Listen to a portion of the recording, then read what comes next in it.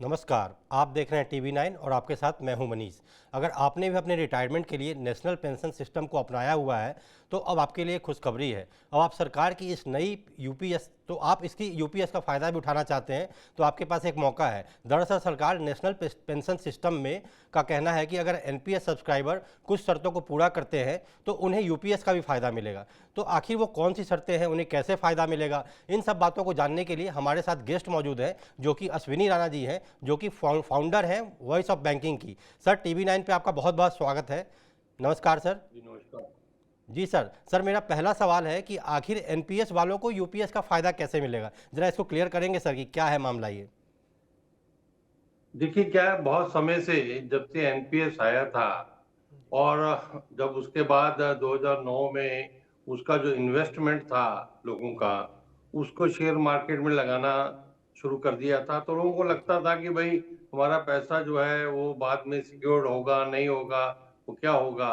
और इसलिए लोग ओपीएस यानी ओल्ड पेंशन स्कीम की डिमांड कर रहे थे, तो बहुत प्रेशर था। एक दो प्रदेशों ने भी उसको शुरू कर दिया था, लेकिन वो वाइबल नहीं है जो जी ओल्ड पेंशन स्कीम सरकार के हिसाब से। तो एक बीच का रास्ता निकाला गया कि एक यूनिफाइड पेंशन स्कीम इंट्रोड्यूस की जाए, जी जिसमें कि कंट्रीब्यूशन एम्प्लॉय भी करे, एम्प्लॉयर भी करे, और एम्प्लॉयर का जी कंट्रीब्यूशन जहां एनपीएस में 14% था, इसमें 18.5% है, तो जी वो भी ज्यादा हो गया। जी तो उसके कारण से अब उसको जब वो रिटायर होगा तो उसको कम से कम एक डिफाइंड पेंशन मिलेगी। उसको पता है कि मैं जब रिटायर होऊंगा तो लास्ट मेरी जो बेसिक है उसका 50% मेरे को पेंशन के रूप में मिलेगा।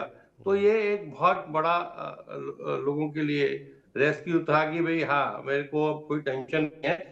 रिटायरमेंट पर जितनी मेरी लास्ट की बेसिक होगी उसका 50% मेरे को पेंशन के रूप में मिलेगा। तो जी पहला तो ये सीधा सीधा लाभ है जो कि यूपीएस में मिलेगा। जी दूसरा, एनपीएस में जब आप रिटायर होते हैं तो आप अपना 60% निकाल सकते हैं, जी जो भी आपका इन्वेस्टमेंट होगा। लेकिन यहाँ पर क्या है कि यहाँ पर एक मुश्त वन टाइम जो पैसा है वो भी आपको जो है सरकार जो है वो देगी। यानी 6 महीने, एक साल में जो जी 6 महीने का, यानी आपने 20 साल सर्विस की है तो 10 साल का जो है लास्ट बेसिक जो सैलरी है उसका जी 110 आपको वन टाइम एक मुश्त राशि भी मिलेगी, जी और उसके साथ पेंशन भी मिलेगी। और इन केस अगर जो इम्प्लाई है उसकी डेथ हो जाती है तो जी उसके परिवार को यानी स्पाउस को जी जो पेंशन है उसकी जो फिक्स हुई हुई है जी उसका 60% मिलेगा। जी तो यानी वो भी सिक्योर्ड हो गया, वन टाइम पैसा भी मिल गया, और पेंशन भी उसकी डिफाइंड हो गई कि इतनी पेंशन तो मुझे मिलेगी। जी तो ये एक कुल मिला के सीधा सीधा जो है ये तीन लाभ जो है जी कर्मचारी को दिखाई देते हैं।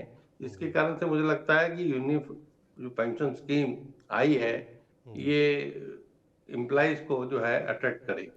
जी सर, ये आपने कही कि ये जो नई पेंशन स्कीम है ये एम्प्लॉयज़ को अट्रैक्ट करेगी और सरकार की कोशिश भी यही है कि इसको ज़्यादा से ज़्यादा लाभ इसका लोगों को मिल सके। सर, इसमें एक सवाल है, जैसा आपने बताई 10 साल वाली बात, तो दूसरा मेरा सवाल है कि 10 साल तो नौकरी करना अनिवार्य है, लेकिन सर इसमें ब्याज कैसे मिलेगा, ब्याज कैसे निर्धारित होगा और ब्याज मिलेगा तो कैसे मिलेगा और कब मिलेगा? ये दोनों ज़रा क्लियर करेंगे सर?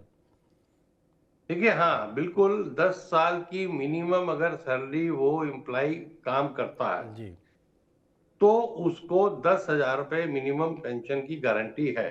जी जबकि एनपीएस में ऐसा नहीं है। लेकिन जी एनपीएस में एक फायदा है कि आपने 5 साल बाद नौकरी छोड़ी तो जी आपका जो भी एनपीएस में कंट्रीब्यूशन है जी उस अकाउंट को आप अपने साथ कैरी करेंगे। नई कंपनी में गए तो सेम एनपीएस अकाउंट आपका कैरी रहेगा। जी क्योंकि आजकल जैसे ट्रेंड है कि जो युवा है वो हर 2 4 5 साल बाद नौकरी छोड़ते हैं। जी लेकिन ये स्कीम जो अभी आई है यूनिफाइड पेंशन, ये सिर्फ सेंट्रल गवर्नमेंट एम्प्लॉइज के लिए है, ये जी बाकी लोगों के लिए भी नहीं है। जी आने वाले दिनों में इसको पब्लिक सेक्टर या बाकी जगह पर भी इसको हो सकता है कि जी लागू किया जाए।